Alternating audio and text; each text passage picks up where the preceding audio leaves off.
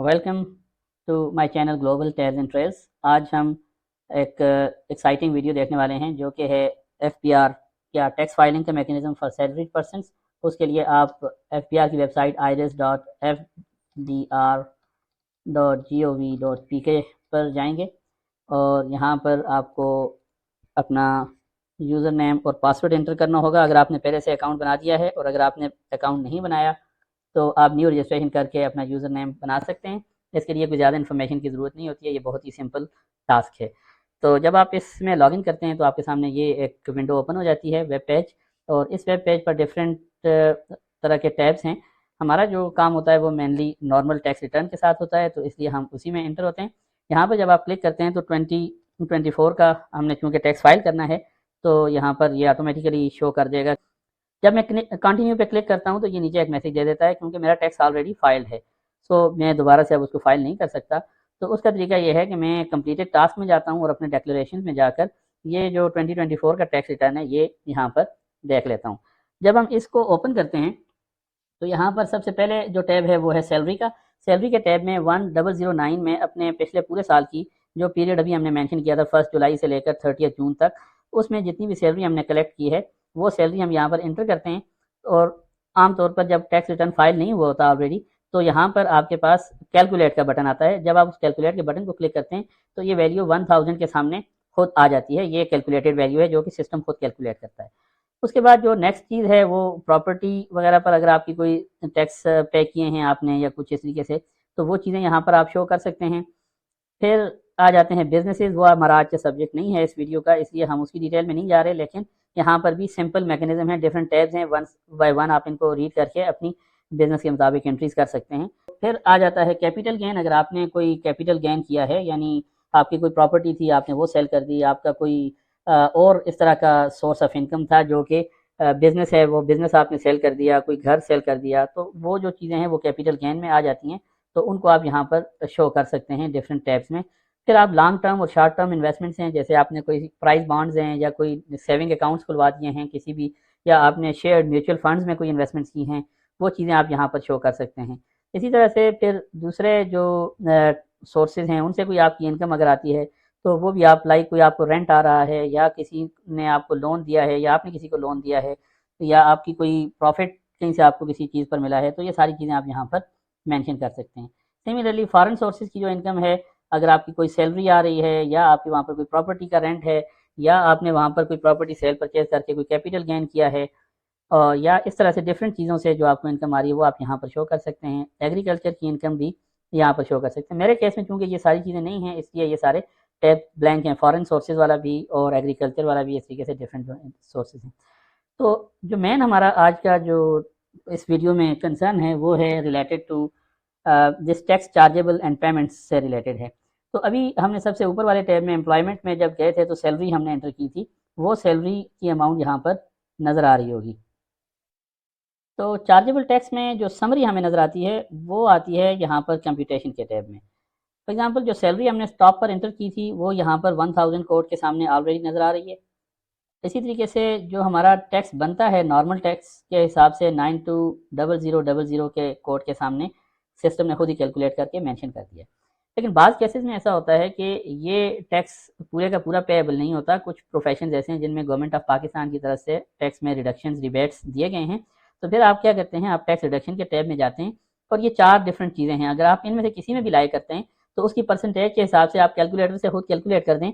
जो ये normal tax आपको पीछे अभी मैंने दिखाया 920000 के सामने, उसकी लेट से मैं जैसे एक टीचिंग के प्रोफेशन से ताल्लुक़ रखता हूँ, तो मेरा टैक्स 25% रिड्यूस्ड होता है, तो इसलिए मैंने 25% कैलकुलेट करके यहाँ पर मेंशन कर दिया।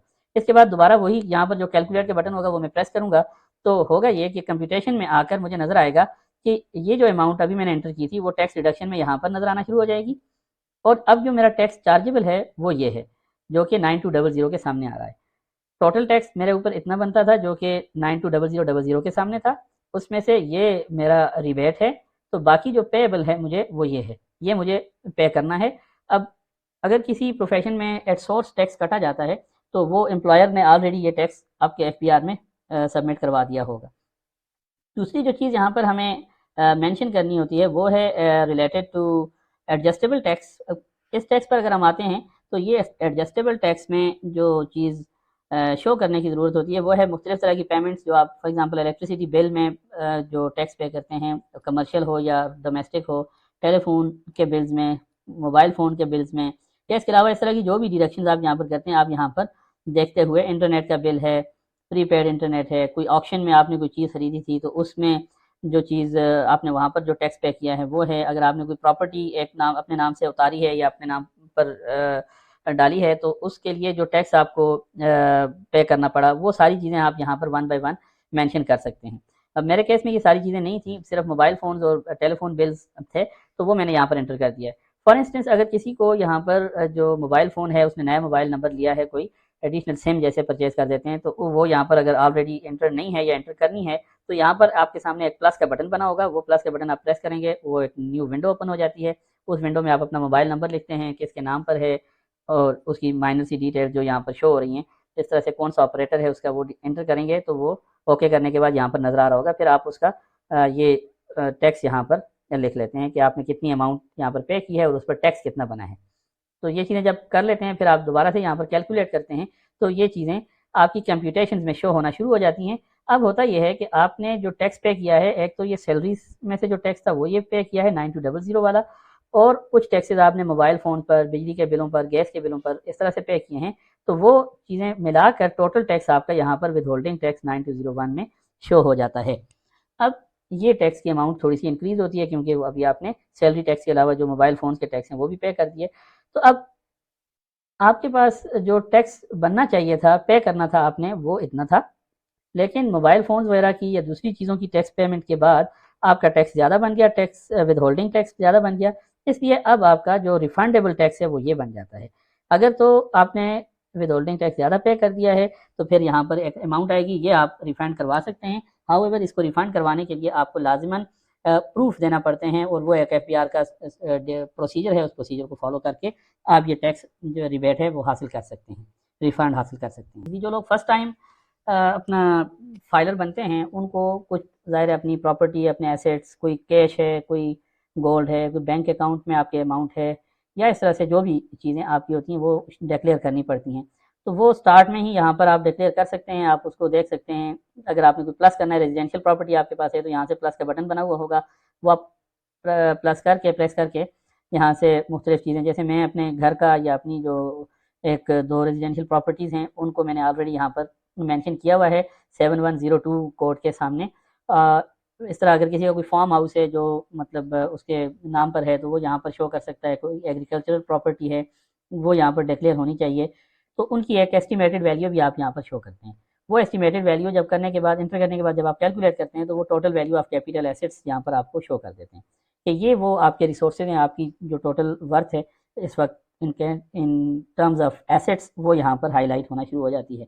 इसी तरीके से अगर आपने इस साल में कोई प्रॉपर्टी खरीदी या बेची है तो उस पर आपका जो टैक्स लगेगा वो टैक्स आपका यहाँ पर हाईलाइट हो रहा होगा। इसी तरीके से जो इनकम टैक्स है, कोई आपने इस तरह की प्रॉपर्टी से जो आपका इनकम टैक्स बनता है वो यहाँ पर हाईलाइट हो रहा होता है।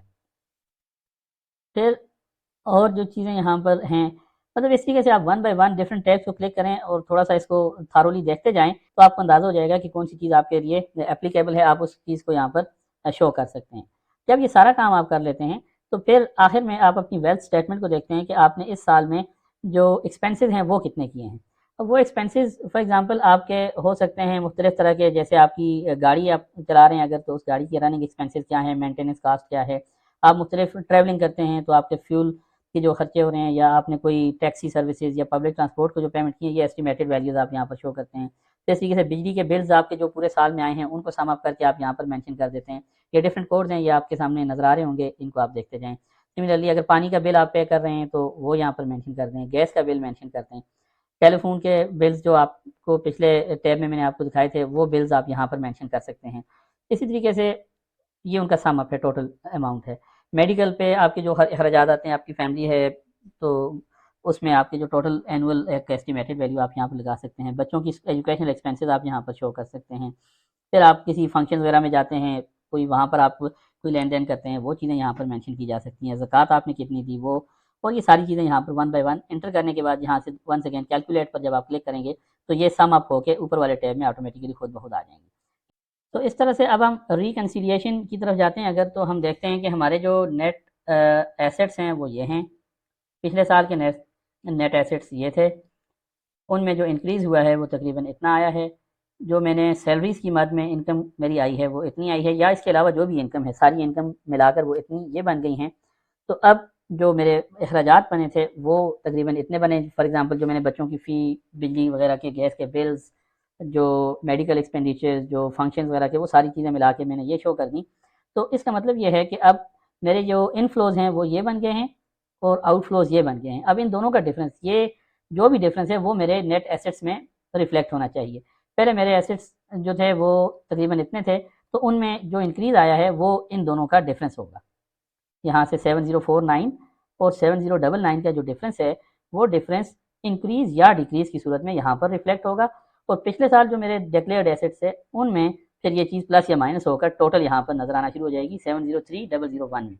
आखिर में जो अनरिकनसाइल्ड अमाउंट है वो 703000 में नज़र आ रही होगी। हमारी कोशिश ये होती है कि हम इसको ज़ीरो करें। इसको ज़ीरो करने का मतलब ये है कि हमारी कोई भी इस साल की इनकम में कोई ऐसी चीज़ नहीं है जो कि अनडिक्लेयर्ड हो, जो कि टैक्स रिटर्न में शो ना हो रही हो, जिसके मुतालिक बाद में FBR आन के हमसे क्वेश्चनिंग कर सकता है। तो हमें हर चीज़ को यहाँ पर डिक्लेयर कर लेना चाहिए। हमने कोई प्रॉपर्टी, कोई एसेट, कोई कैश इन हैंड, कोई भी इनकम सोर्सेज हैं वो शो करके एक्सपेंडिचर शो कर लेंगे और उसके बाद यहाँ पर जो चीज़ है डिफरेंस में नज़र आ जाएगी 703003 में। तो हमारा ये अनरिकनसाइल्ड अमाउंट ज़ीरो हो जाती है। इसका एक आसान तरीका ये भी है कि जो यहाँ पे कैश इन हैंड का एक टैब था, इस टैब में इस वक्त जो अमाउंट है, लेट से आपकी रिकनसाइल्ड अमाउंट 5000 रुपये बन जाती है। तो आप ऐसा कीजिए कि यहाँ इस टैब में आके 7012 के कोड के सामने जो एंट्री है, इस एंट्री में वो 5000 ज़्यादा कर लें। तो होगा ये कि ये अमाउंट आपकी यहाँ पर रिफ्लेक्ट हो जाएगी और ये फिगर ज़ीरो बन जाएगा। अगर यहाँ पर माइनस में आ रहा है तो आप यहाँ से इसी 7012 वाला टैब है, इसमें से वो अमाउंट रिड्यूस कर दें। इसका मतलब ये है कि आपने इस साल में जितनी आपकी इनकम थी उससे ज़्यादा अखराजात कर दिए। 5000 माइनस आ रहा है तो इसका मतलब ये है कि आपकी इनकम से आपके अखराजात 5000 ज़्यादा हो गए हैं। और यहाँ से कम करने का मतलब ये है कि आपने अपने नेट जो पिछले साल आपका सेविंग्स थी, जो कैश इन हैंड था, उसमें से आपने 5000 रुपये खर्च कर लिए। और जब ये सारे टास्क कंप्लीट हो जाएंगे तो आप इसको सेव पे क्लिक कर दें। ये अब ड्राफ्ट में सेव हो चुका है और आपके सामने अगर बाद में कोई ज़रूरत पड़ती है आपको इसको एडिट करने की तो आप इसको एडिट कर सकते हैं। अदरवाइज़ आप इसको सबमिट के बटन पर क्लिक करके सबमिट कर दें। जब आप सबमिट पर क्लिक करेंगे तो ये आपसे अपना 4 डिजिट पिन मांगेगा यहाँ पर, और अगर आपको अपना 4 डिजिट पिन याद है तो उसको यहाँ पर इंटर करके सबमिट कर दें। अदरवाइज़ यहाँ से पिन रीसेट भी किया जा सकता है, पासवर्ड रीसेट भी किया जा सकता है फॉर एग्जांपल अगर आप करना चाहते हैं। और अगर आप अपना पिन रीसेट करना चाहते हैं तो यहाँ से आप अपना पिन रीसेट कर दें। न्यू पिन यहाँ पर आप इंटर कर दें 4 डिजिट्स का कोई भी, वो पिन यहाँ पर इंटर हो जाएगा और दोबारा कंफर्म पिन कर दें, ओके पे क्लिक करें। अब पिन जो है रीसेट हो चुका है और वो रीसेट होने के बाद आप यहाँ पर वो पिन इंटर करके जब सबमिट पर क्लिक करेंगे तो ये अब आपका टैक्स रिटर्न सबमिट हो चुका है।